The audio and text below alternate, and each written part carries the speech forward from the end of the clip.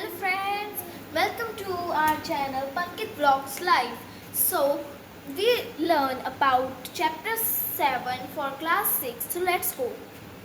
हाँ जी, so let's start with the chapter name Indians culture roots. Okay, chapter 7 for class 6, the SST book. Okay, so let's start. Hello everyone, welcome to learn अभी। जड़ें हैं ना हमारे culture की, यानी कि जो हम लोग अपनी डेली लाइफ में प्रैक्टिस करते हैं, हमारा धर्म भी हम इसको कह सकते हैं, या फिर जो हमारी सभ्यता है उसकी रूट्स कहाँ से आती हैं।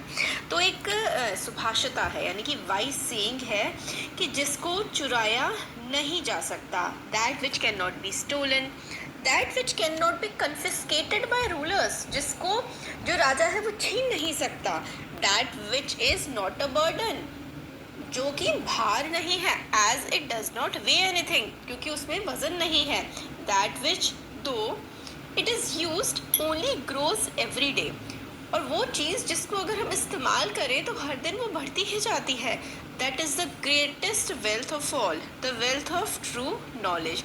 तो जो सच्ची हमारी संपदा है, सच्ची संपत्ति है ना, वो हमारा ज्ञान होती है, जिसको कोई चुरा नहीं सकता, जिसको कोई छीन नहीं सकता, जिसमें कोई भार नहीं होता, क्योंकि उसमें कोई वज़न ही नहीं है, और जो खर्च करने से बढ़ती ही जाती है, वो है हमारी ट्रू नॉलेज। अब ये देखिए, पिक्चर्स बहुत इंपॉर्टेंट है, आपके एग्जाम में आ सकती हैं। A rishi from Hampi Karnataka, the Buddha from Bhutan, Mahavir from Bihar. तो ये अलग अलग हमें फिगर्स देखने को मिलती हैं। हम्पी कर्नाटक में एक ऋषि की फ़ोटो है, और भूटान में जो गौतम बुद्ध की पोर्ट्रेट है, और महावीर की बिहार में जो पोर्ट्रेट है, ये हमें देखने को यहाँ पर तीनों मिल रही हैं। अब कुछ क्वेश्चंस हैं जो हम इस चैप्टर में पढ़ेंगे और उनके आंसर्स हमें मिलेंगे कि व्हाट आर वेदास, वेद जो थे वो क्या थे, व्हाट इज देयर मैसेज, वेदों का मैसेज क्या है हमारे लिए, what new schools of thought emerged in India in the first millennium BCE, what are their core principles. तो स्कूल ऑफ थॉट मतलब कौन कौन से विचार इंडिया में एमर्ज हुए first millennium before Christ era BCE में, और जो प्रिंसिपल आए उनके कोर जो भी हमारी मान्यताएं आई, वो उनका प्रिंसिपल क्या था, उनका बेस क्या था, वो हमें क्या समझाना चाह रही थी। What is the contribution of folk and tribal traditions to Indian culture. तो इंडियन कल्चर में हमारे जो फोक और ट्राइबल ट्रेडिशंस हैं, बेसिकली जो हमारी जनजातियाँ हैं, उनका हमारे इंडिया के ट्रेडिशन में क्या कॉन्ट्रीब्यूशन है, ये हम देखने वाले हैं। तो Indian culture by any estimate is several millennials old. तो भाई बहुत सदियों पुराना है हमारी भारतीय सभ्यता, चाहे हम किसी भी तरीके से इसको देख लें। लाइक एनी एंशियंट ट्री, एक प्राचीन पेड़ की तरह, it has many roots and many branches, बहुत सारे मतलब अब रूट्स, बहुत सारी जड़ें, बहुत सारी टहनियाँ। कैसे? क्योंकि हमारा हिंदू धर्म, बौद्ध धर्म, जैन है ना, और सिखिज्म, ये सब हमारे देश में बना है, पनपा है, बहुत ही रिच सिविलाइजेशन हमारे देश की रही है। The roots. Okay guys, so अभी आपको समझ लग रहा है? अगर समझ लग रहा है तो वीडियो को लाइक एंड सब्सक्राइब करें। Okay. Nurture a common trunk. तो रूट्स जो हैं, जो जड़ें होती है, ये सपोज करिए जड़ें हैं पेड़ की, और ट्रंक उसका जो तना है, ये रूट्स नर्चर करती है, मतलब सींचती हैं एक ही ट्रंक को, और इसकी ब्रांचेस अलग अलग, देखिए हमारे अलग अलग धर्म हैं, अलग अलग मान्यताएं हैं, अलग अलग सभ्यताएं रही हैं। And from the trunk emerge many branches which are different manifestations of Indian culture yet united by a common trunk।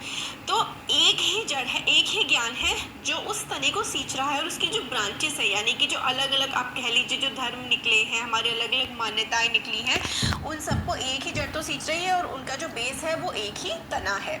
Some of these branches are about art. तो कुछ ब्रांचेस जो हैं वो हमारा आर्ट है, कुछ हमारा लिटरेचर है, कुछ हमारी साइंस है, medicine, religion, the art of governance, martial arts and so on.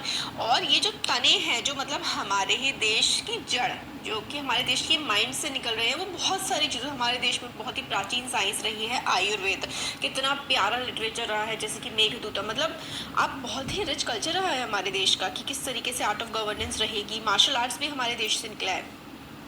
तो these are also school of thoughts, school of thoughts भी हैं, है ना, अलग अलग बुद्धिज़्म, जैनिज़्म, और बहुत ज़्यादा हम पढ़ेंगे इस चैप्टर में. By which we mean group of thinkers और spiritual seekers who share similar ideas about human life and the world etcetera. तो स्पिरिचुअल सीकर्स, यहाँ पे स्पिरिचुअल देखो हिंदी में अगर हम इसको देखें तो होता है जो आध्यात्म की तरफ होता है, सीकर जो ज्ञान को जानना चाहता है. तो स्पिरिचुअल यहाँ पे कंसर्न विद द स्पिरिट और सोल इन संस्कृत. ठीक है. Spirituality is the search for a deeper और a higher dimension our current personality. तो स्पिरिचुअलिटी क्या है, जो हमारी अभी की पर्सनालिटी है उससे ऊपर हम कैसे उठ सकते हैं, वो हमारे अध्यात्म होता है.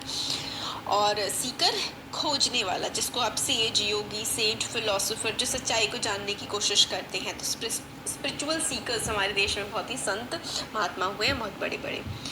गौतम बुद्ध है ना, जैन महावीर, ये सब उनके एग्जाम्पल्स हैं. कबीर.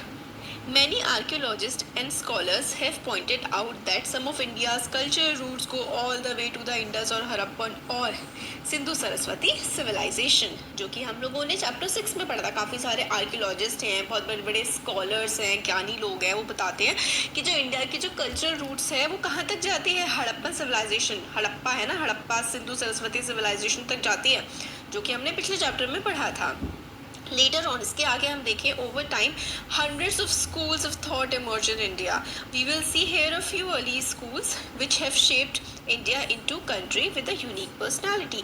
तो स्कूल ऑफ थॉट्स मतलब अलग अलग विचारधाराएं हमारे देश में आई हैं, जो हम आगे पढ़ेंगे, जिससे हमें हमारे देश की एक यूनिक पर्सनालिटी बनती है पूरी दुनिया में. जैसे कि अगर आप देखें तो योग कहाँ से आया है ना, आयुर्वेद, ये पूरी दुनिया मान रही है आज. सब हमारे देयर आर 4 वेदास, 4 वेद हैं, ऋग्वेद, यजुर्वेद, सामवेद, अथर्ववेद. तो 4 वेद हैं, यानी कि 4 नॉलेज के सोर्सेस हमें देखने को मिलते हैं. They are the most ancient text of India and indeed among the most ancient in the world.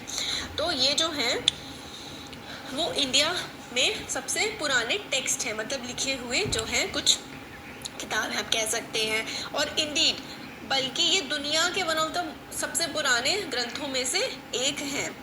The Vedas consist of thousands of hymns. तो कई सारे इसमें श्लोक हैं, हजारों श्लोक हैं वेदों में.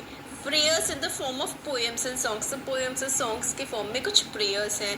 दे वर रिसाइटेड ओरली नॉट रिटन. और इनको ओरली रिसाइट किया जाता था. स्टार्टिंग में वेद लिखे नहीं गए थे, गाए जाते थे, मुंह से बोले जाते थे, सुनाए जाते थे. दोज हिम्स वर कंपोज्ड इन सप्त सिंधव रीजन. और जो सप्त सिंधव रीजन हम लोगों ने चैप्टर 5 में पढ़ा था ना, जिसमें हमने देखा था कि इंडस नदी है ना, झेलम, चेनाब, राबी, ब्याज, सतलुज, ये text have been committed to memory through rigorous training and passed on orally with hardly any alterations. तो लगभग 100 से 200 जनरेशन्स तक, मतलब कई सदियों तक इनको लिखा नहीं गया था, बल्कि मुंह ज़ुबान करके रटाया गया था और generation to generation pass on कर दिया गया था. अब देखिए डोंट मिस आउट में आता है the meticulous transmission over thousands of years explain why in 2008 UNESCO recognized Vedic chanting as a masterpiece of oral and intangible heritage of humanity. The meticulous transmission, इतनी ज़्यादा मेहनत से, समझदारी से जो ट्रांसमिट किया गया है वेदों को, इसलिए 2008 में यूनेस्को क्या है, United Nations educational, scientific and cultural organization. तो यूएन की जो एजुकेशन को या फिर साइंस या फिर कल्चर को देखती है, इस ऑर्गेनाइजेशन ने इसको क्या दिया है, मास्टरपीस का नाम दिया है वैदिक चैंटिंग को. चैंटिंग मतलब वेदों की जो श्लोक हैं उनको बोलना या गाने को. Intangible heritage of humanity. Intangible का मतलब होता है जिसको छुआ नहीं जा सकता. टेंजिबल जिस चीज़ को आप छू सकते हैं, जो आर्ट एंड कल्चर आर्ट होता है, बट ये आप बोल सकते हैं, इसको छू नहीं सकते हैं ना, बोल सकते हैं, इसको छू नहीं सकते हैं ना. जो श्लोक हैं का नाम दिया है वैदिक चैंटिंग को. चैंटिंग मतलब वेदों की जो श्लोक हैं उनको बोलना या गाने को.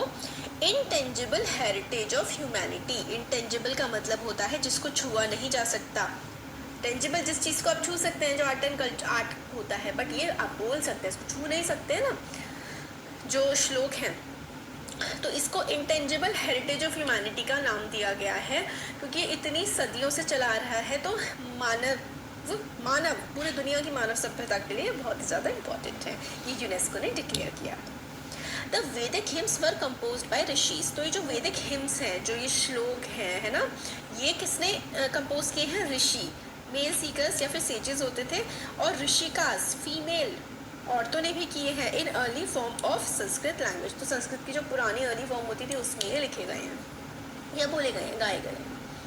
They were addressed in poetical form to many deities। तो poetical form में एड्रेस किया गया है, मतलब कई सारे देवी देवताओं के लिए जो है लिखे गए हैं, जैसे कि इंद्र, अग्नि, वरुण, मित्र, Saraswati, Usha and Mary more.